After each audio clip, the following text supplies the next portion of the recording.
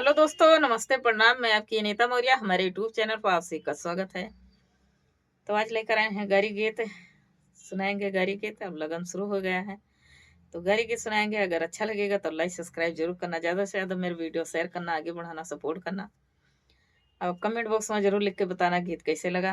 और चलो सुनाते हैं। और सब्सक्राइब ना किए तो सब्सक्राइब करना। और फेसबुक भी पे देख रहे होगा तो फेसबुक पे भी फॉलो करना और वीडियो शेयर करना। तो चलो सुनाते हैं गौरी गीत। कि मथुरा ये वृंदावन में पकाली बयरिया हो। मथुरा ये वृंदावन में पकाली बयरिया यर राधा बयरे तुरय जाई। हाँ सीताराम से भजो डरिया नवाया राधा बायरे तुरा तू है हो।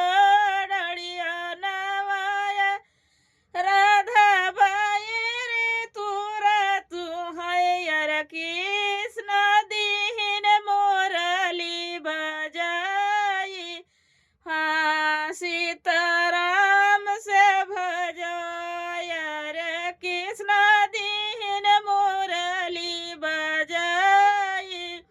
हाँ सीताराम से भजो मुरली बजाइन कृष्ण बायरे बिखरी गे हो। मुरली बजाइन कृष्ण बायरे बिखरी गे यार राधा त बहुत भाई क्रोधी। हाँ सीताराम से भजो हथवा मीरुअरी राधा बांसुरी छुआड़िन हो। हथवा मीरुअरी राधा मुरली जाओ छुआड़ा यार मुरली कतूरा बहाइन। हाँ सीताराम से भजो रोता ये रोता कांधा घरवा का गईले हो।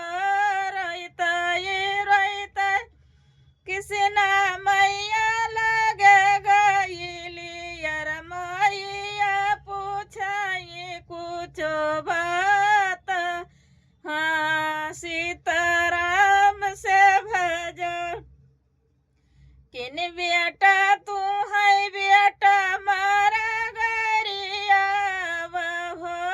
कि तू है बेटा हो मारा गरिया यार किया तहर मुरली चोरवा। हाँ सीताराम से भजो मथुरा ये वृंदावन में पकाली बयरिया हो। मथुरा ये वृंदावन में पकाली बयरिया यार राधा बयरे तुरय जाई।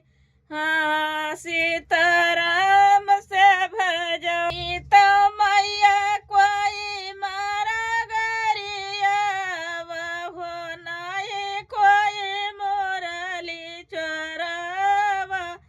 हाँ सीताराम से भजो हथवा मीरुअरी राधा मुरली छुआड़िन हो।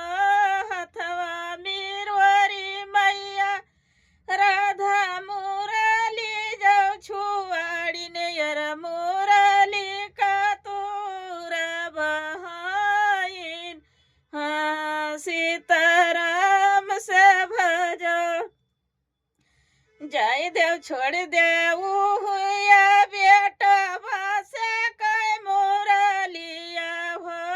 छोड़ देती हुआ बेटा भाषा कै मुरलिया यार लाई देव सोनवन मुरलिया।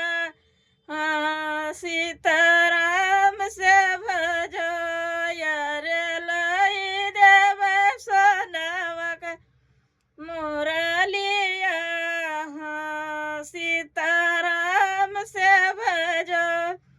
अगिया लगई बे मैया